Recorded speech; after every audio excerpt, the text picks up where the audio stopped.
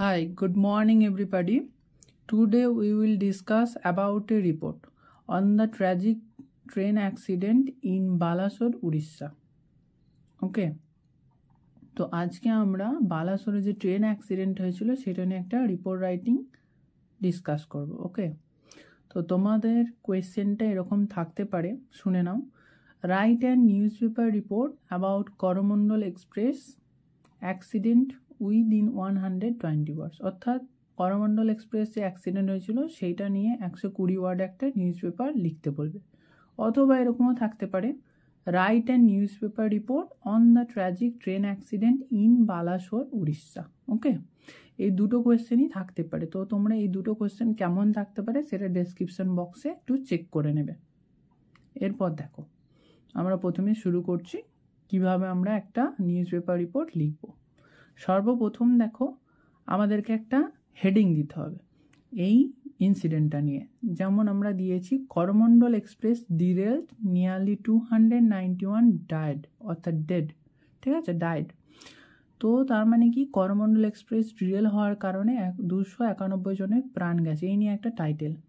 ঠিক আছে, এরপর নেক্সট দেখো, তার নিচেই ডান দিকে লিখবো আমরা বাই স্টাফ রিপোর্টার, হলো এরকম লিখলাম। তারপর একটু ছেড়ে, মানে এক আঙুল ছেড়ে আমরা বাঁদিক থেকে আবার শুরু করব। বাঁদিক থেকে কীরকম শুরু করব না, যেখানে অ্যাক্সিডেন্টটা হয়েছে সে অ্যাড্রেসটা দেবো, যেমন হচ্ছে বালাসোর।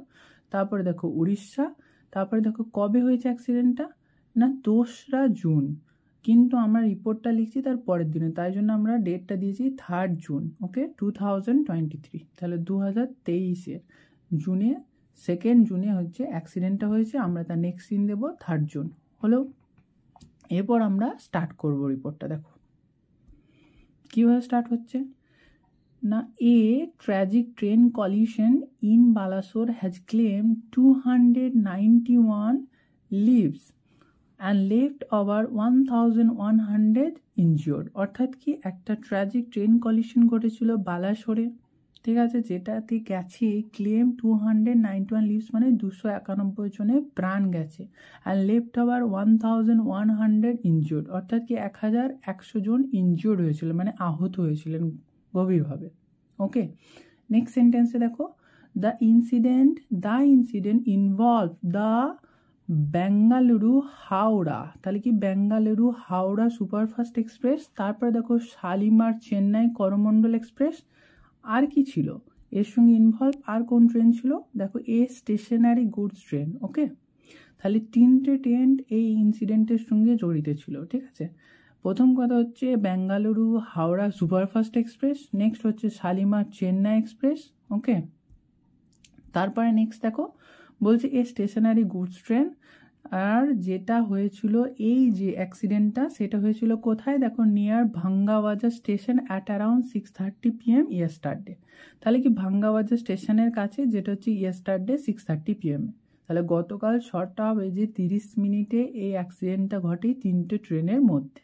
ওকে, এবার নেক্সট দেখো বলছে initial finding suggest the Coromandel express mistakenly entered the loop line.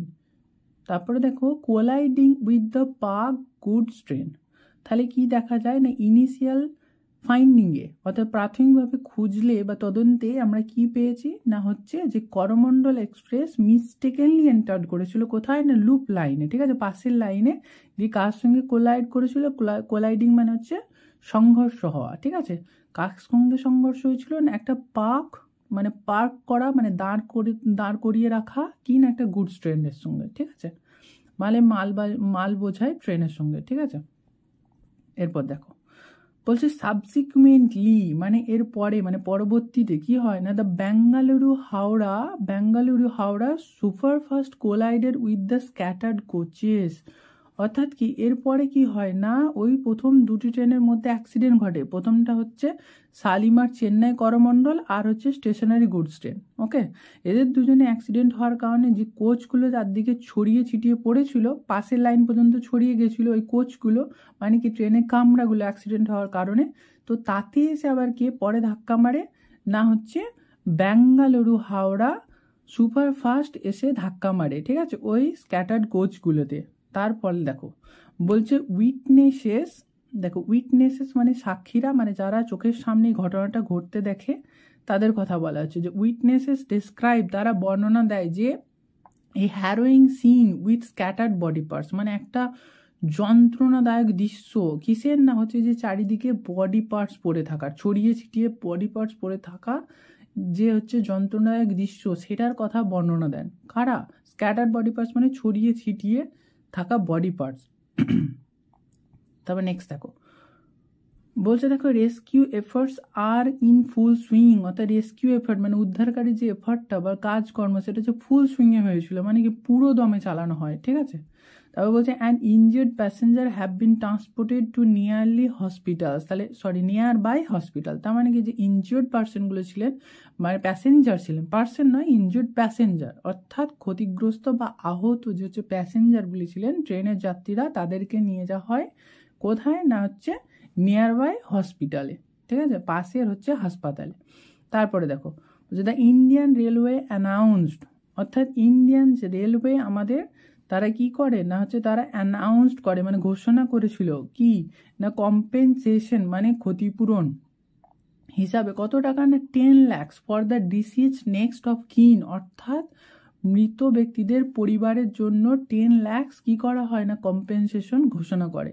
আর পরে দেখো ₹1 lakhs, ঠিক আছে, ফর সেভারাল ইনজিওর্ড, মানে বেশ গভীরভাবে যারা ক্ষতিগ্রস্ত হয়েছিল বা আহত হয়েছিল তাদের জন্য 1 লাখ টাকা কম্পেনসেশন ঘোষণা করে। এবং অ্যান্ড দেখো 50,000 ফর মাইনর ইঞ্জুরিজ, যাদের হালকা ক্ষত লেগেছিল বা হচ্ছে একটু হালকা মানে তুলনামূলকভাবে কম আহত হয়েছিল তাদের জন্য 50,000 কি করা হয় না হচ্ছে কম্পেনসেশন ঘোষণা করে।